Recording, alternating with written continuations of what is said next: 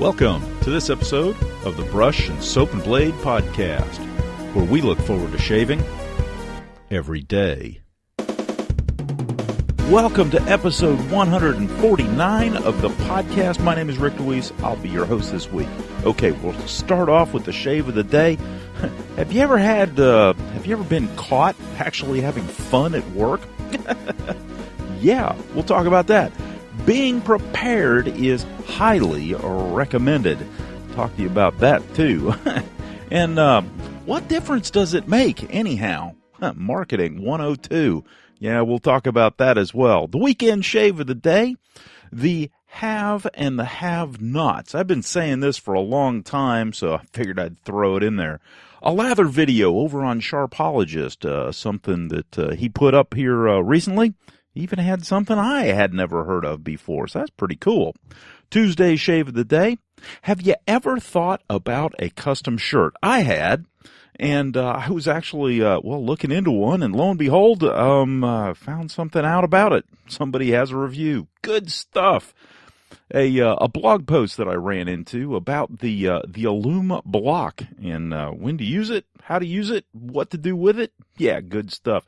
The razor that I have been using this week is the Slant stroke razor. I will tell you all about it, and I'll also tell you all about the soaps that I have been using that were sent to me by the Wickham soap company, the 1912 soaps, and so I used 3 of them so far this week.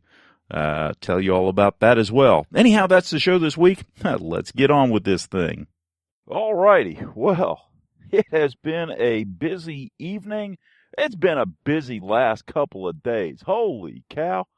Talk about burning the candle at both ends. But that's okay, because we had a great shave of the day this morning. Okay, so shave of the day this morning.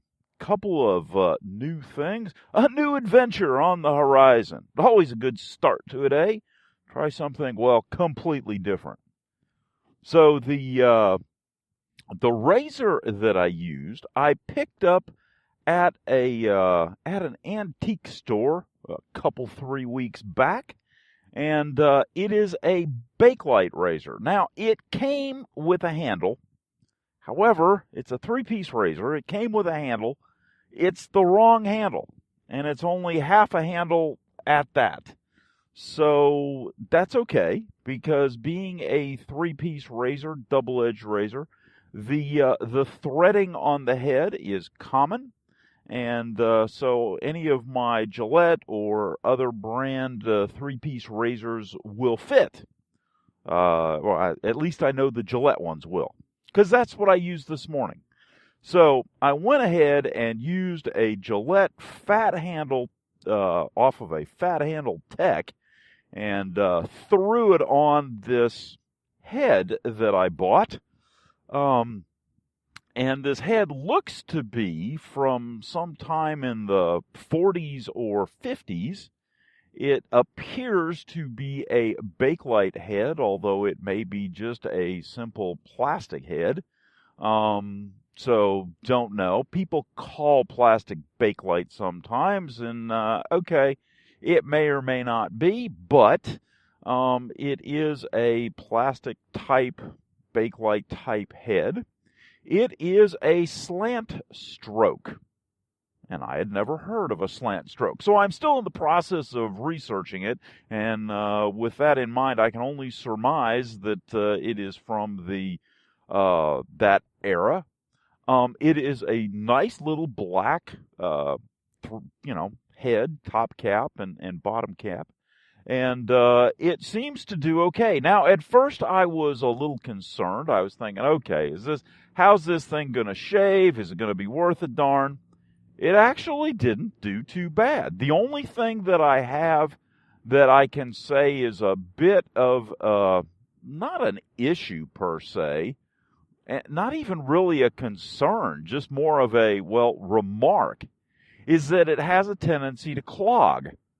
And not clog as in it doesn't perform anymore, but clog as in when you're rinsing it off, you can't get all the soap out from underneath the blade because it's just kind of stuck up in there and clogged. And I am I'm using my salsa bowl and kind of swishing it around in the hot water in my salsa bowl vigorously, in order to rinse it off. And that way, if I happen to hit the sides or something, I do that with my vintage razors. If I happen to hit the sides or something like that, I'm not going to damage them. I'm not going to beat them up. It's just bouncing off plastic, so no big deal. Anyhow, the shave this morning was really pretty good. I mean, considering very lightweight, no pressure, a heavy handle, but no pressure in the head at all. No weight in the head whatsoever. I mean, my gosh, the top cap weighs about the same as the razor blade, or maybe just a little bit more, and the top cap is the one that has the metal threaded piece that you put the handle on. So, just to give you some idea, it is a lightweight head. So, that was good. Now, the soap that I used. I got an epic mail call yesterday from Wickham Soap Company. Darren over there had written me and said, "Hey, if you'd like to try some of the 1912 soaps that I have, let me know and I'll send you some." I said, "Sure." It took me a while. I've been busy. Holy cow. Anyhow, a couple weeks later, I responded to him, and a couple weeks later, there was a package that showed up at the door, and so yes, these soaps were given to me to test, review, give away, have fun with, and so full disclosure. So they are vegetal soaps, and so far, the one that I picked this morning was cashmere. Now, I enjoyed the smelling all of them just to see, okay, what new scents are there, I mean, that's always a fun thing to do. But the cashmere just kind of struck me. And so I decided I would use that this morning. Now, just on initial reaction, the containers are clean and white, and the markings on them and the brand name and everything, it really stands out just because the containers are, well, the kind of the clean white containers. Everything is very simple black printing, and so that's nice. The type of soap, or the scent of the soap, is on the side of the lid, which I thought was an interesting touch. Instead of putting it on the back or putting it on the lid itself, I thought that was a nice way to go.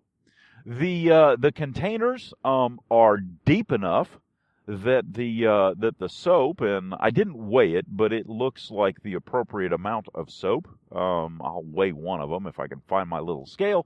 But there is a distance from the top of the container to the top of the soap, and that distance actually makes it very, very easy to load, because the soap doesn't just, spill out everywhere. And in fact, I loaded up and face lathered this morning with the Cashmere 1912, and it did a very nice job. Very nice face feel, good glide, no problems whatsoever. I mean, it was. I'll play around with that stuff for a couple of weeks, and we'll see how it goes. But first blush, it's a good soap. Lathers easily. I was impressed with the lathering. It lathered very, very nicely and very, very easily. So all in all, good shave. Went ahead and finished up with some Brute, just kind of keep the profile that, at least in my head, was sort of what the Cashmere was trying to do. Kept everything going, and out the door I go. So you might want to say, okay, well, I can't say out the door I go, because, okay, so I've got some scouts that are, older boys that are working on Eagle finally, which is a good thing. I just got one done with Eagle, but I have a couple more that are working on it. And so Monday night, got home from, let's see, was it Monday? No, it was Tuesday night, I guess. It was Tuesday night. Tuesday night, got home, and before I even got home, I stopped over at this boy's house to talk about his his Eagle project and the notebook and his merit badges, and got one of those done, and just, working him through the process of getting his Eagle done.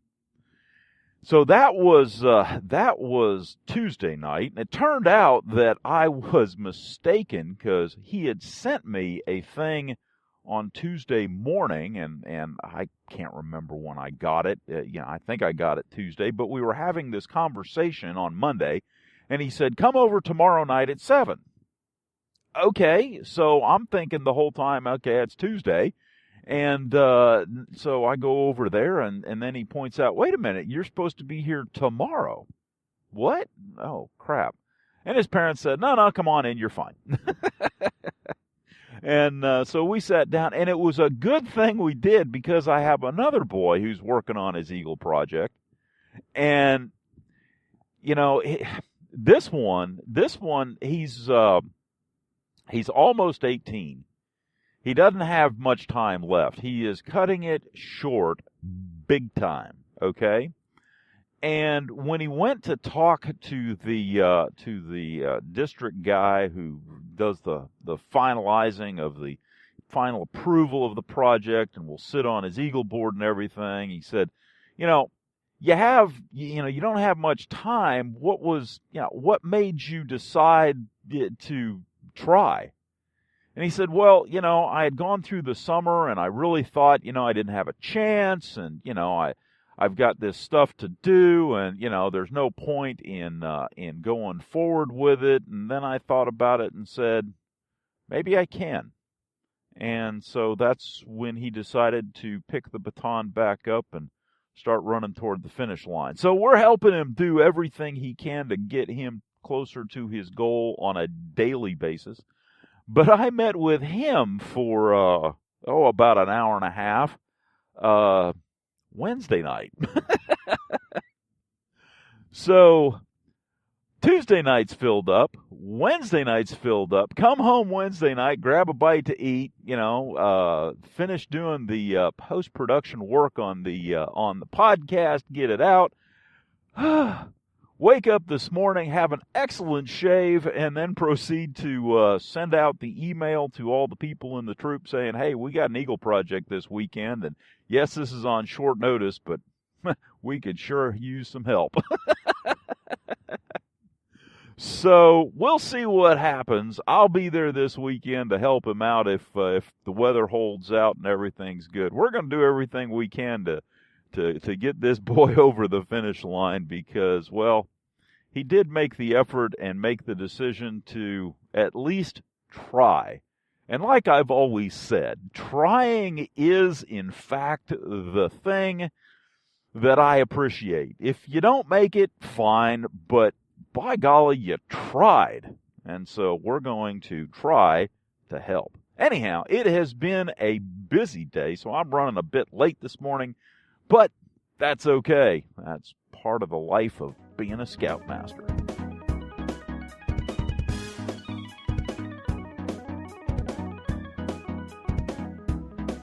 So I've been having some fun from time to time at work, and so I really enjoy Excel, Microsoft Excel. I can make it do things. I don't know everything, but there are certain things that I'm really, really good at with Excel. And one of them is making forms and automating stuff and making it so that it takes the least amount of effort to get the job done. So we get this form from the parent company, and this form is, well, essentially they've used Excel for nothing more than a drawing program so that then they can print this thing out big and hand write everything. I took one look at that and went, you have got to be kidding me. It's the same thing that I run into because people do not understand how to use Excel to build and make a form that can be then used to automate things. And I mean, they just don't know how to do it.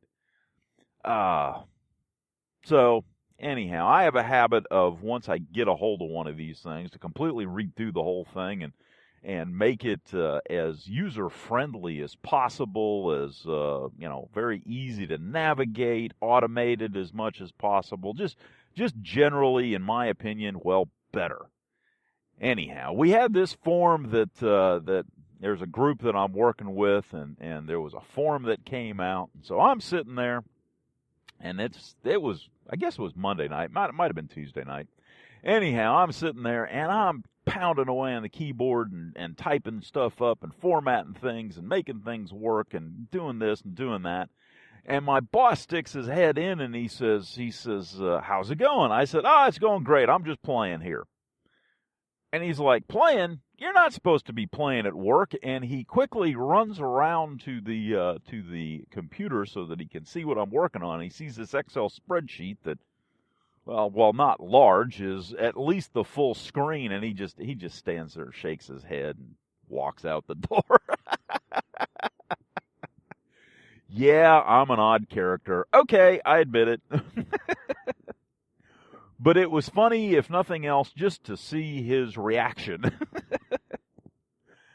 And, it's one of those blessings in life when from time to time you can be in a situation where you can just, have fun at work. If you can play to your strengths to the point where you enjoy what you're doing. Now, it's not going to be that way all the time. I mean, they call it work for a reason. If it was fun all the time, they would call it Disney, and you'd be down there with the sophomore shaver, because that's where he's been spending a lot of his time lately, because I saw him yesterday, and he bought this annual pass, and he's going down there this weekend because his pass is running out. But, yeah, he was talking about it. It's actually a pretty good deal if you live close enough that the driving doesn't kill you.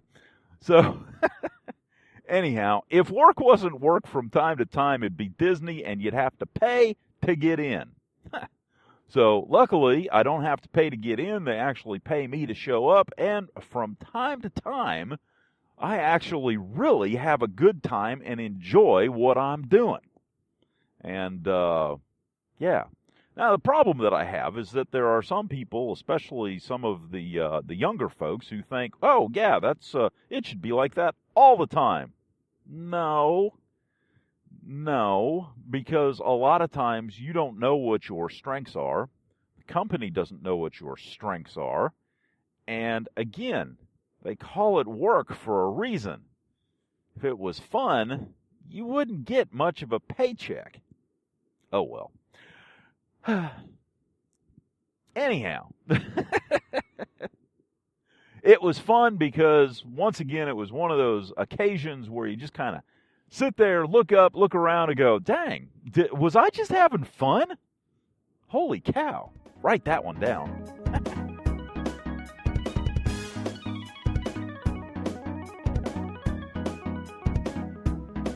Well, I must say, it has been nice being a Boy Scout, following the Boy Scout motto. Boy Scout. It has been nice following the Boy Scout motto and being prepared. As many of you may or may not know, as many of you may know, there was an oil or a gas pipeline, in fact, the Colonial Pipeline, that pumps gas from Texas up through the South and, in fact, into the Northeast. And from what I understand, there are two pipes in this pipeline, and one of them had a leak down in Alabama. And because of that, gas prices, went up. And in fact, there were some gas stations in some places that ran out of gas.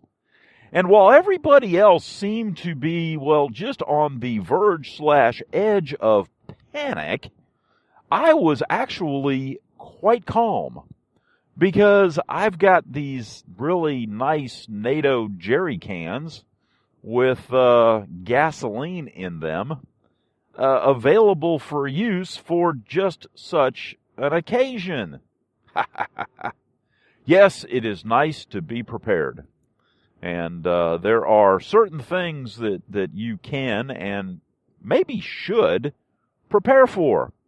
Having a little extra gasoline for emergency uses is probably a good thing. If nothing else, you can use it to fill your lawnmower and ensure that you always have enough so that when you wake up and early on that weekend morning and want to go out there and mow the lawn, you don't have the excuse of, well, there's no gas.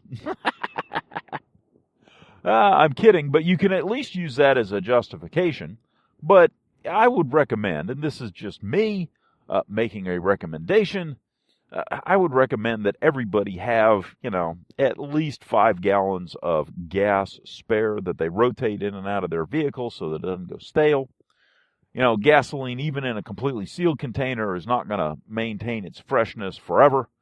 So, every 4 to 6 months or so, cycle it out and refill it and, just keep a running inventory of a little bit of gas. If you happen to have a diesel vehicle, well, a little bit of diesel. And, the other thing that is always good is that if you live in an area that, you may not have wood stoves, you may not have wood, a little kerosene heater or something like that, having a little extra kerosene on hand is always a good thing. Just those energy sources, which are, when you think about it, very, very compact and transportable energy sources. When I think about it, there's not much else that has as much potential energy as a gallon of fuel of some type. You can do solar and all that, but when you start looking at batteries and solar cells and charge controllers and all this, you're talking about a fairly bulky, not easily transportable package. Whereas at the same time, I can do a whole lot with a jerry can full of 5 gallons of gas. So, while everybody else, like I said, was stressing over the potential gasoline issues in the area, I was not, and it's just something that I'm reflecting on in this segment and saying, that's a good thing, and it's a good thing to be prepared. I would highly recommend it.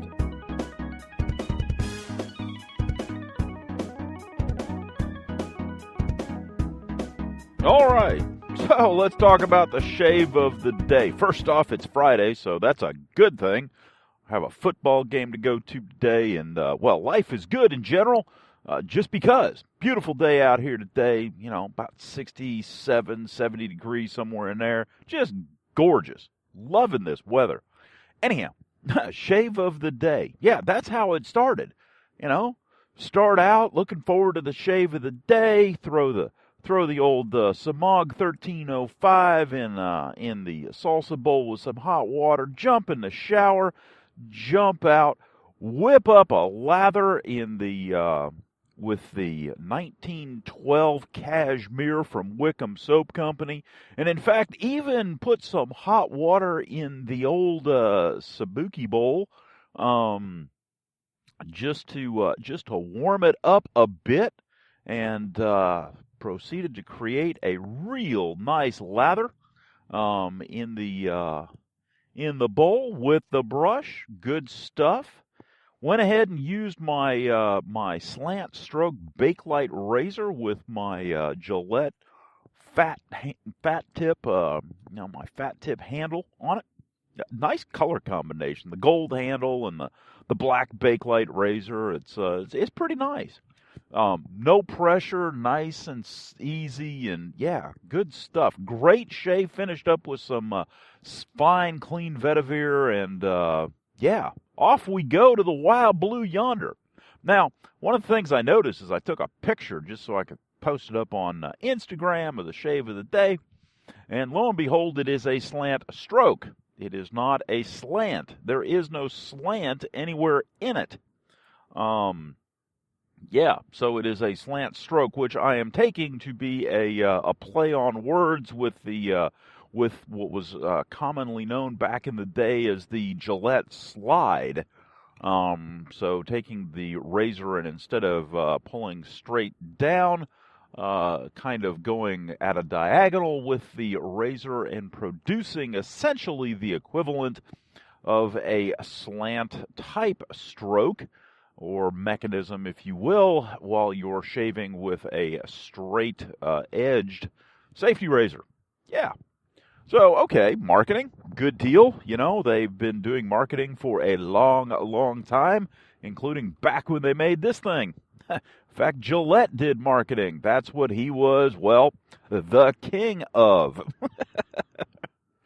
That's one of the reasons that Gillette became a thing, because he was real good at the marketing game. Yeah. And of course, you know, the marketing game is everywhere. Yeah, there's a lot of stuff out there that's happening right now. Marketing 101, if you're a student of marketing, you look at that and go, yeah, right, they're just selling to us. It's like some of the things that's happening in Congress right now. You know, I saw this thing on Facebook that, oh yeah, you know, Congress got the makers, the CEO of the EpiPen up in front of Congress and proceeded to excoriate her and yell at her and basically, you know, okay, what difference is any of that going to make? None. It's kabuki theater. It is a dog and pony show to make you think that they're actually doing something. I mean, whether you like it or not, it was the same for the whole Benghazi thing. It doesn't matter which side you're on. It was a waste of time because at the end of the day, what came out of that? Nothing. Absolutely nothing. It was nothing more than a distraction. And that's kind of what marketing is distract you from the tried and true, distract you from what has worked in the past, and convince you that, well, this new and improved is what you want. You know, the old Gillette 3-piece, safety razor that has been working for generations. No, don't look at that. Look at this new plastic gizmo with multi-blades. Yeah, it's theater. It is marketing. It is, yeah. And the problem is, again, it's everywhere. And people don't even recognize it. They don't even realize it. Now, it may make you feel good. It's like, yeah, somebody finally told her off. Okay, that's nice. What, as one politician once said, what difference does it make? And the answer is none. So,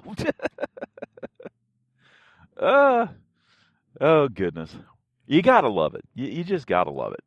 And I do, because I have glorious shaves of the day every single morning. And, yeah, I like that.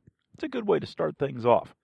Kind of sets the mood and sets the tone for the day so that the other rigmarole that you have to deal with, well, just kind of doesn't bust through the, happiness.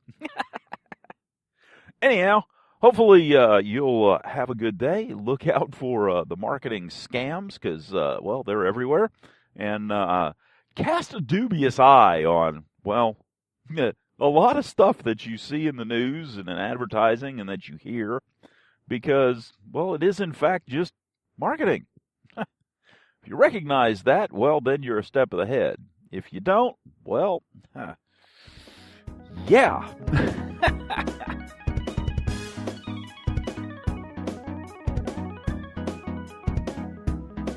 Okay, we made it through the weekend, and the weekend was, rather fabulous. It really was.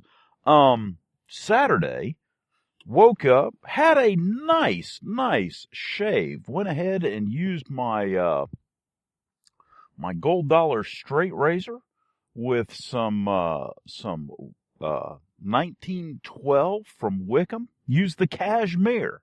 Now, the cashmere is, the way it's described is it's got bergamot, basil leaf, white patchouli, and oak moss. Those are some of the notes that are in it. I liken it a little bit to a bit of a fougere smell and a very light, mild fougere that, to me, to my nose, is rather wispy. it's there, then it kind of disappears, and then it's there again, and it kind of comes and goes while you're shaving, just on the edge of your subconscious, which is really, really unique. And I mean, it's just overall enjoyable. I really, really liked it. So I went ahead and did that. And that came out to be a very, very nice shave. However, I must admit that, at the same time that I did all that, I also nicked myself a few times with the straight razor. To the point where my next activity on Saturday morning was actually commented on, where one of my scouts said, straight razor this morning? And I had to admit, well, why, yes. Now, what did I do Saturday morning? Saturday morning was one of those very fun events, one of those times when I just I look forward to waking up for it just as much as I do for shaving, and that is going out and working on an Eagle Scout project. Now, the particular Eagle Scout project that we worked on, done by one of my scouts, was a memorial garden up at the high school. Now, unfortunately, and this may be something that happens at your high school too, but unfortunately, we have had instances where teenagers were killed, and mainly in traffic accidents and mishaps. That seems to be the thing that, well, gets them around here. And we have a memorial wall at our high school that goes back many, many years, and unfortunately has the names of many, many students on it.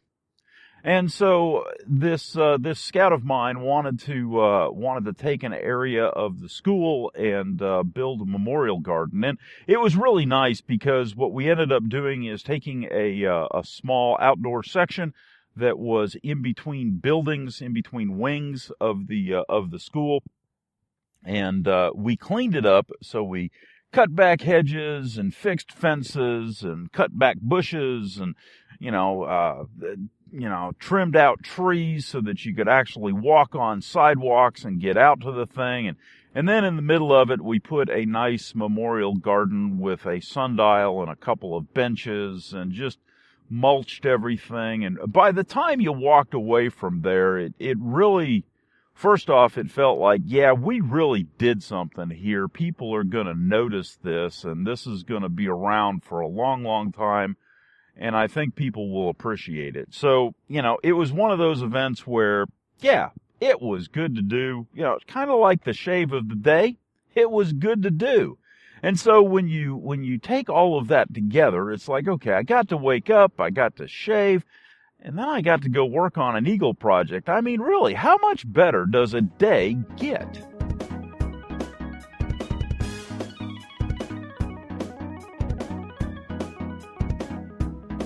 Okay, so you gotta love this. I am driving along. Now, this road that I drive along, I drive it every single day. It is a rural road going through a small rural town, and there's...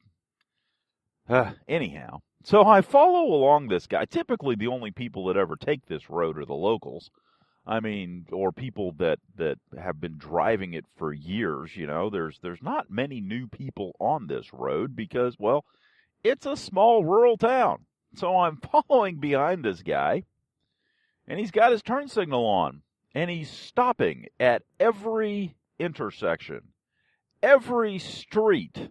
Either he doesn't know where he's going, which I'm thinking is pretty obvious, he's lost or something, but I'm like, dude, do you have a phone? You ever heard of Google Maps? I mean, come on, there's systems out there that can help you.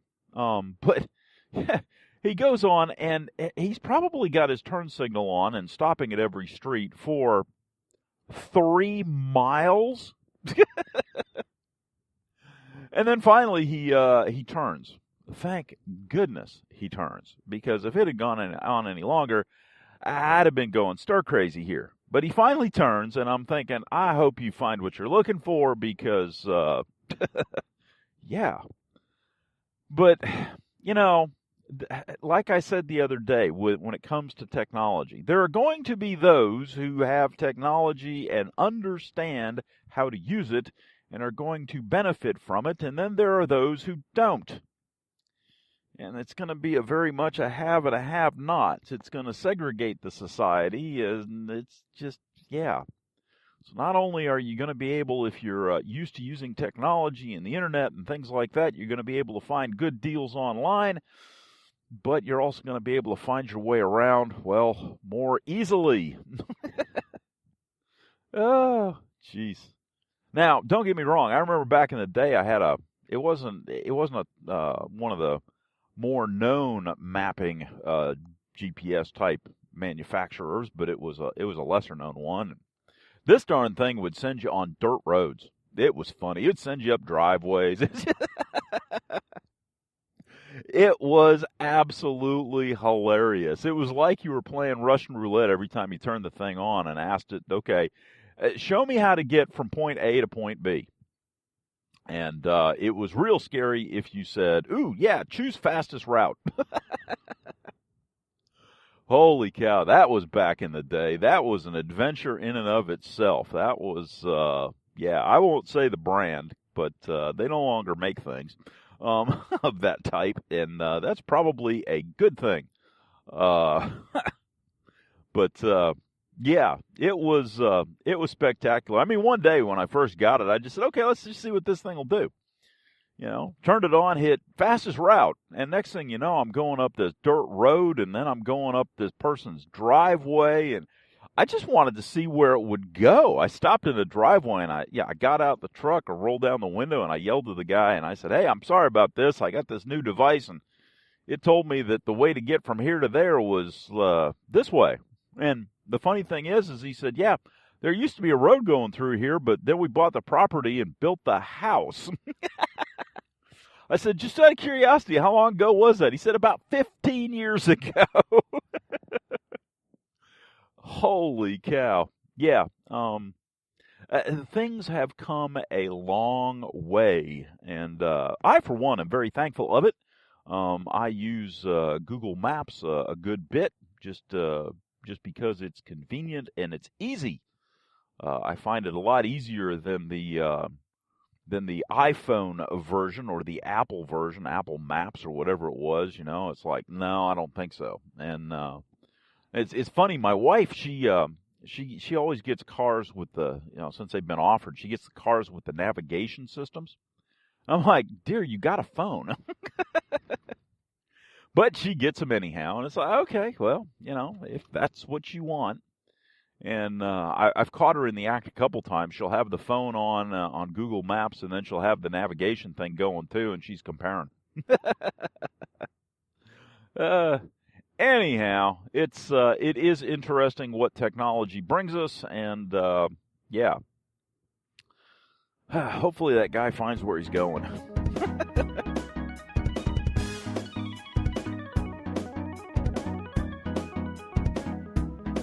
Well, it has been a while, and I have been remiss in going and checking out things that I have found, well, on the internet. So let's fix that. Okay, so let's go over to Sharpologist and see what Mantic59 is doing.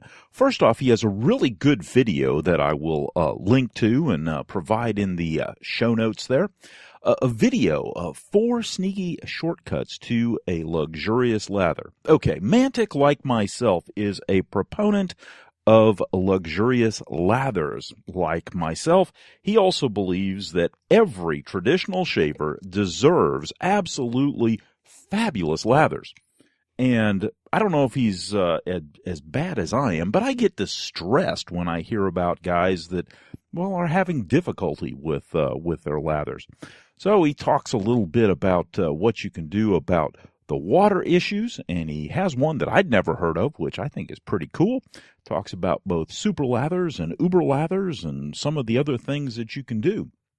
Now, one thing that he doesn't talk about, and I'll let you watch the video because for the water issues, I mean, like I said, he's got some stuff there that I'd never heard about. And super lather and uber lather are always good traditional, tried and true techniques to get a better lather. But one of the things, especially for guys that are starting out, that I have run into to add to his video, is the fact that when you first get a brush, you don't know just how rugged your brush is going to be. Can it withstand a good deal of pressure? Can it withstand a good deal of use? Can it withstand a good bit of, scrubbing into the soap and into your face and, all that stuff? Or is it something that is supposed to be, treated daintily and gently and, cared for and all that? And so what I have seen in the past is guys, when they load their brush, they don't put enough pressure on the brush. And because of that, they don't get a very good load. And when they don't get a very good load, they don't get a very good lather, and it just goes downhill from there. Anyhow, like I said, I will link to the video. It is a good one, as are most things on Sharpologist. I don't think I've ever run into anything bad. And Mantic is always is doing a great job over there.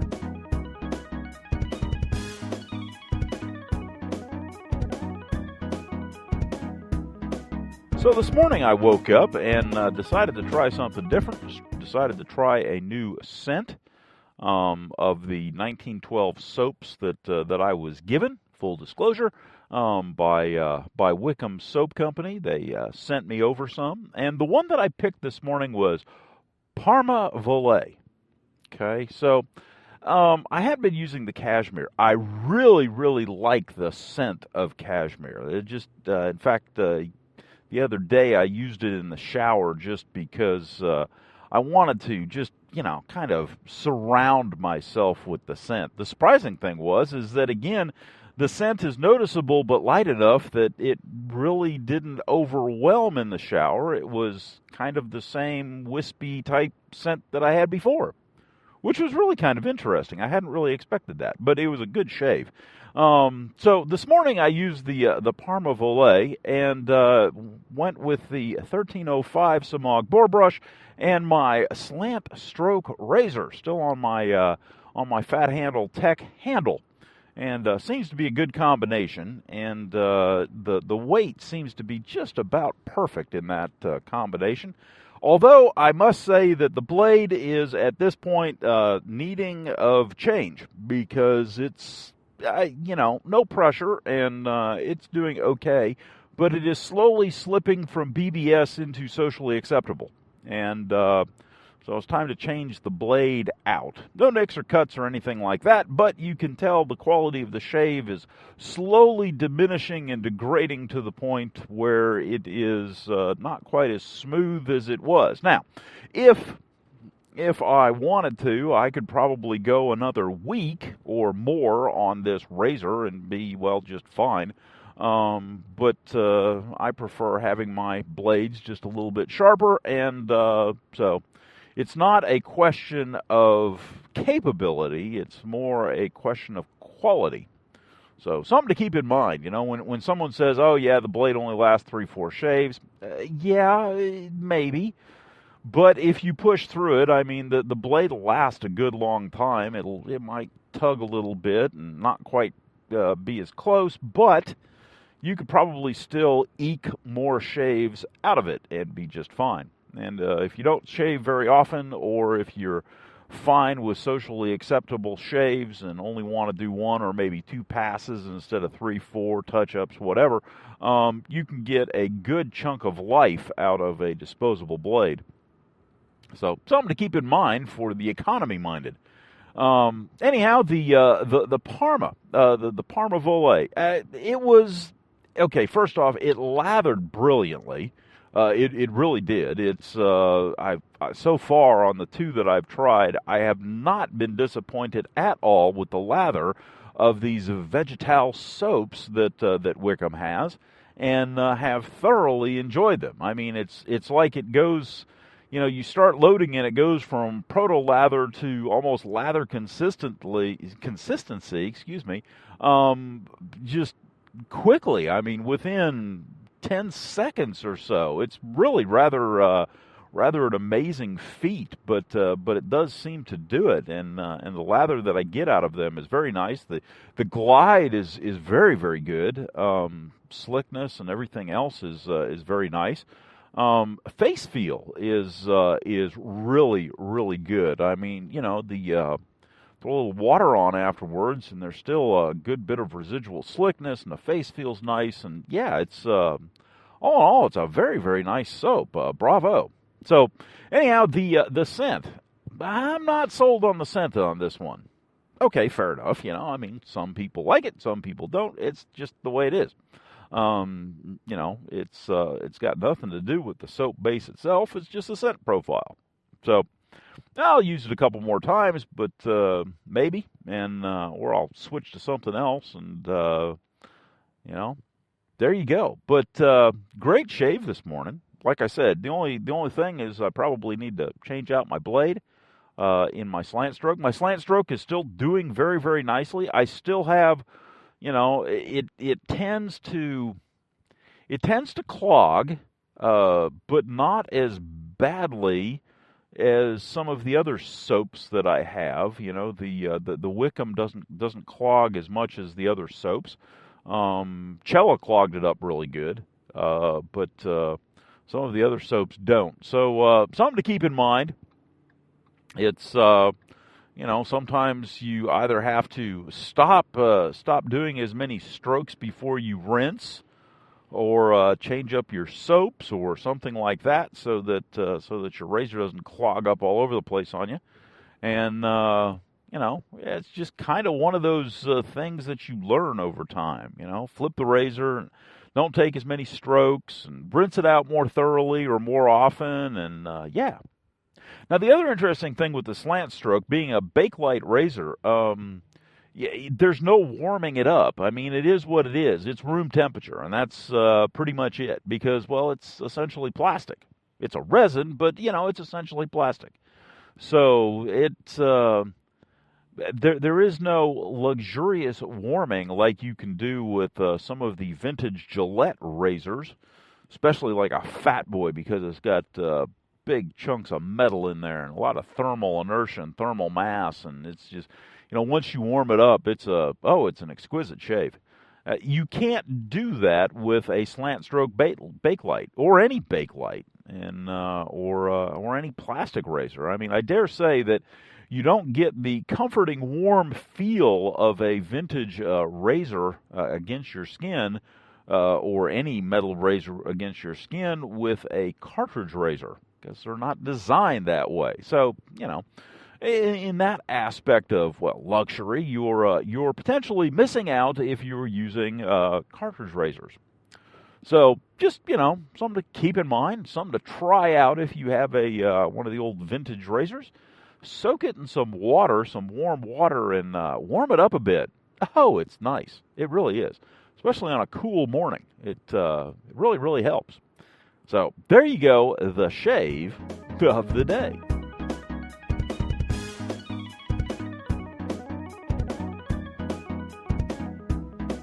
Now, this was interesting because, so I'm searching around on Facebook, and I run into a Facebook post or a suggested or something. Anyhow, I start looking at Original Stitch, which is a shirt manufacturing company that basically makes custom shirts with your selected fabric and options and off of your measurements. And I'm sitting there going, oh, this is pretty cool. So I download, I download all the stuff that I need to download and start playing around with it just to see what's out there. And lo and behold, it was like a day or two later. I mean, it was really almost right on top of it. Here comes Sharpologist with a roundup review of custom shirts. Now, this was done by Patrick, and he really did a good job. He ordered some custom shirts, and he talks about his experience with each one. The first one that he started out with was Original Stitch. Okay, great. So it was really fun. It was absolutely fun to read about his experience with ordering a custom made and custom fitted shirt online. So he starts off with Original Stitch, then he goes to Not Standard, KNOT standard, kind of a play on words there. And then he talks about Cotton Brew, which is a third shirt maker that does it in a little bit different way.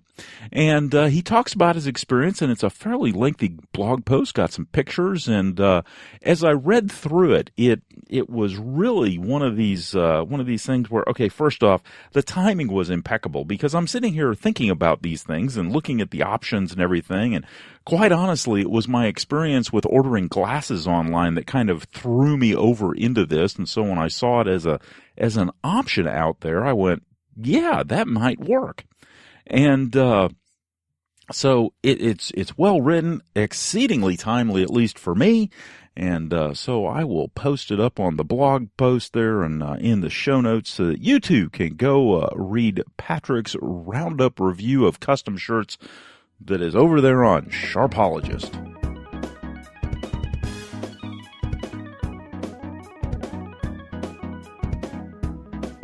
Now, another one that I ran into was the post-shave routine. Should you use an Alum block? And this is over at the blog post, The Grooming Artist, and talks about the Alum block and what it is, how often you should use it, what are the potential different types, and things of that nature. Now, I must say, I do not use an Alum block all the time. I use it every now and then when I shave with a straight razor, but typically I don't use one. Now, because of that, I have one, and it has lasted, oh goodness, let's see, I think I got it way back when, let's see, when I first started the podcast, and so it's upwards of 3 years old, 2 years old. It's an Ozma block of Alum, and you can buy that right now on Amazon for about $5.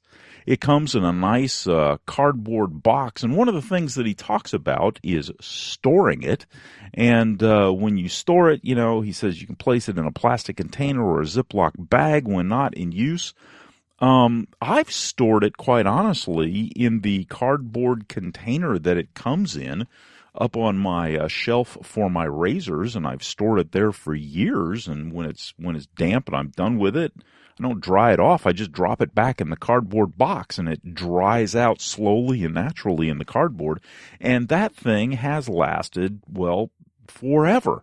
If I don't drop it, it has only lost maybe, I don't know, maybe an eighth of its thickness. Yeah, long-lasting stuff, and it does. One of the things they talk about in this blog post is it does. You can use it as a gauge for how well you are doing your shave. Especially, it's especially handy with straight razors. Mainly because when you glide it over your face, when you wet your face and you wet the Alum block and you glide it over your face, if you have any razor burn, cuts, nicks, or whatever, you can feel it. It stings a little bit, but at the same time, it has antiseptic properties, and it'll stop slow bleeds from nicks and things like that. And so it's real good for that. It's real good for razor burn.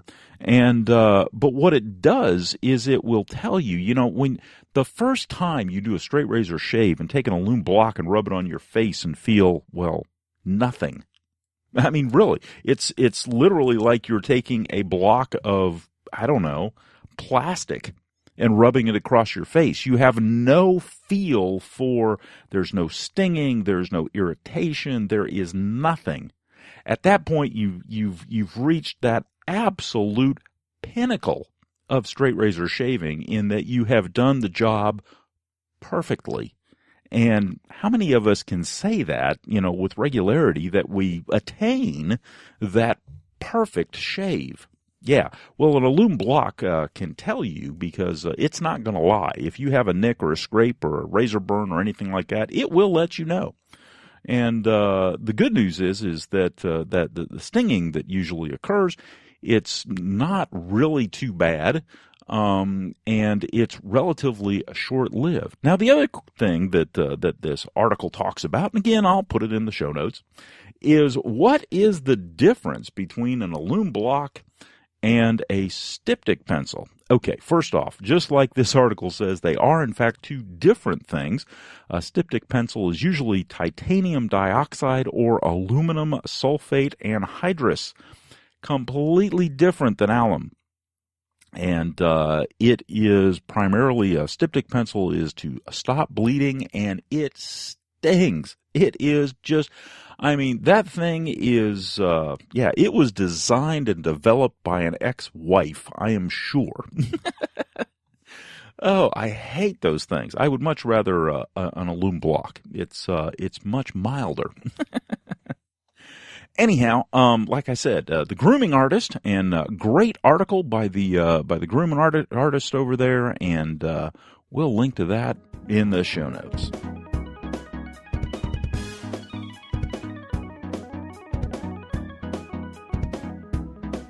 Now, the other thing that I need to talk about this week is all week long I have used, a specific razor.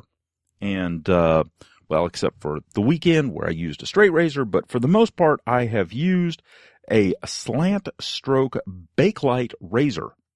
Okay, now I have attempted to do a little bit of research on the slant stroke Bakelite razor, and the closest thing that I have found is some eBay ads and things like that that have given me to believe that it is from the late 1930s, early 1940s era.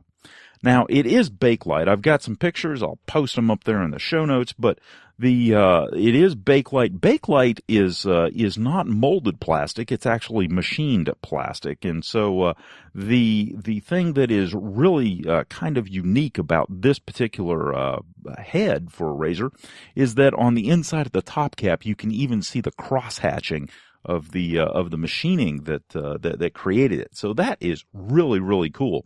Anyhow, this particular razor did not come with a handle. Well, it did come with a handle, but it was the wrong handle, and it wasn't the correct handle. It was it looked like some plastic hollow, something or other handle.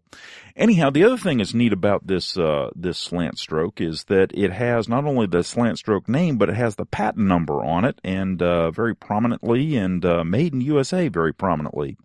And there have been some pictures that I have seen of the slant stroke type razors that actually do not have the patent number on them. They have a different marking. They have, the slant stroke, and I believe it stays made in the USA, but it's just it doesn't have the patent number. So this one does, which is kind of cool. I enjoy that, and I have enjoyed it, and it has done a very good job. Now, in the pictures, the bottom cap, the edges of the bottom cap do not look like they're straight.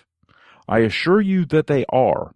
It is a factor of photography and lighting and everything else.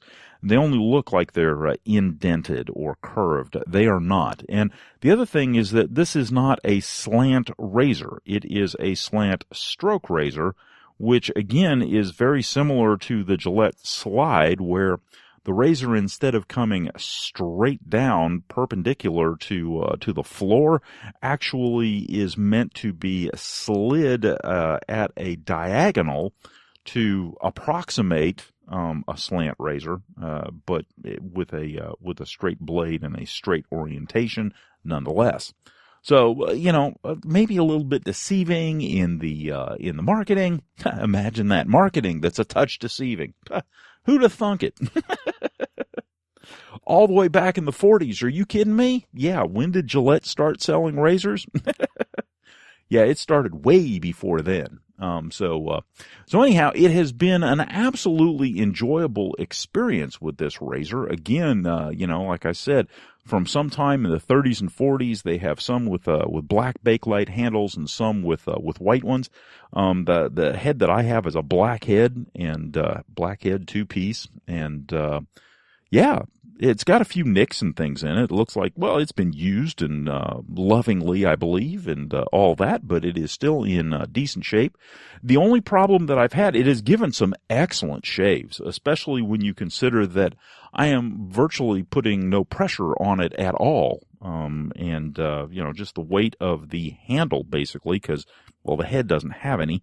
So, just very, very mild, if any, pressure, and has been giving, well, excellent shaves. It truly has. I've been very, very pleased with it, especially for something that is of that age and, well, essentially made out of a plastic or a resin.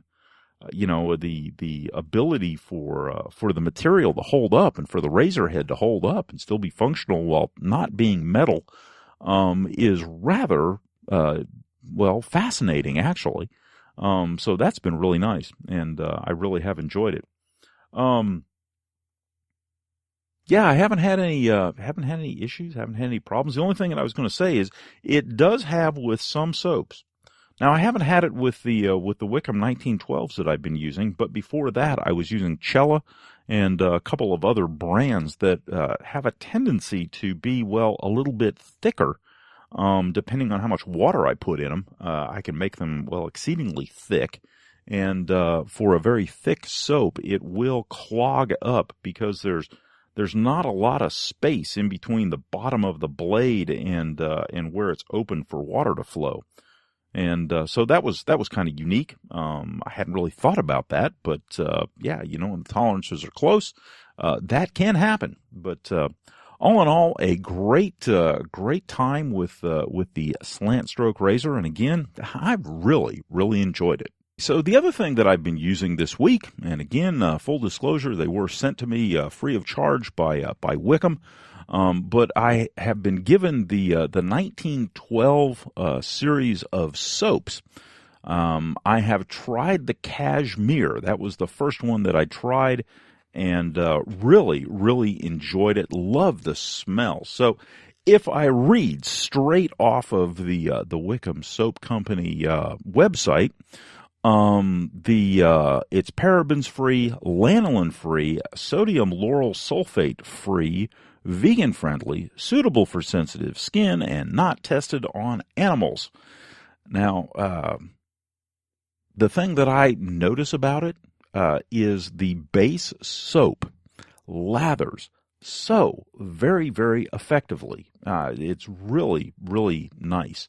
Now, the Cashmere is, I really enjoy that. Notes of basil leaf and bergamot, white patchouli, and a little bit of oak moss back in the back. And, really, really good stuff. A good combination, very mild. Again, for me, it was almost wispy in nature, and truly enjoyed that. I did try the Parma Violet, and now it's supposed to have rose, jasmine, lily of the valley, and hyacinth, heliotrope, and dry wood. I did not get all of that, and in fact, when I was using it, it was kind of like, okay. It's okay, but it wasn't really something that jumped out at me from a smell standpoint that I really, really enjoyed. Now, at the same time, they're sold out of it, and there's a lot of places that I look that they're sold out of it. So people are enjoying this stuff. It just didn't set me on fire. I've also tried the citrus musk. And so this is neroli, orange blossom, green wood, and musk. And that is a very pleasant soap at this point. But again, it's not something where for these, the smells are just about the right consistency. They're not overwhelming. They're there, they're present, but they're not slapping you upside the head. Okay, so they're dignified. They truly are, and I really appreciate that. Now, there's a couple more. Now, there's one called Club Cola, and I can't wait to try it. I'll try it next week. but it smells like Pepsi.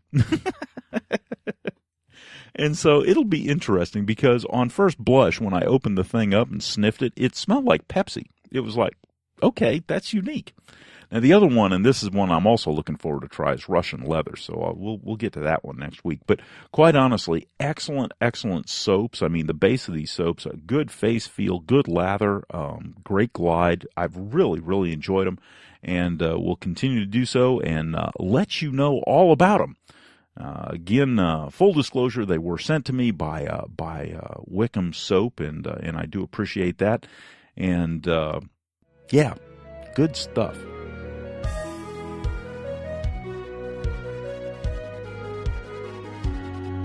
Well, that concludes this episode of the Brush and Soap and Blade Podcast. I hope you enjoyed listening to it as much as I enjoyed making it. If you have some suggestions or would like a topic covered, drop me an email at BrushnSoapnBlade@gmail.com or give me a call at 864-372-6234 or contact us on Twitter at BrushnBlade. You can also visit us at our blog, BrushnSoapnBlade.wordpress.com. As always, we're available on iTunes and Stitcher.